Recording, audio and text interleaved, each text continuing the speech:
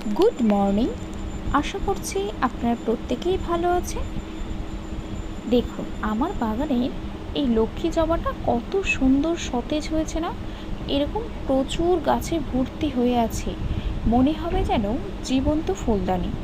তো এগুলো দেখে আমার হঠাৎ করে একটা ইচ্ছা হলো। এখন যেটা গাছপ্রেমীরা প্রত্যেকেই প্রায় ট্রাই করছেন বলতে পারেন, বা করেছেন অনেকে, যে জবা ফুলের বীজ তৈরি। জবা ফুলের তো ডাল থেকে গাছ হয় আমরা প্রত্যেকেই জানি, কিন্তু ওই বীজের মাধ্যমে চারা গাছ তৈরি করা।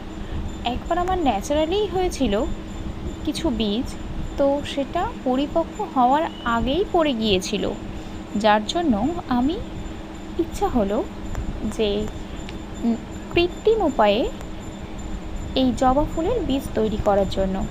সেই জন্য আমি এই লক্ষ্মী জবা ফুলের উপর আমার ফার্স্ট ট্রাইটা করতে ইচ্ছা হলো।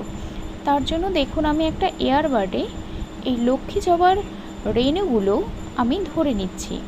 এবার এই এয়ারবাডটি বা এই রেণুগুলো নিয়ে আমি অন্য একটি ফুলের মধ্যে পরাগায়নটি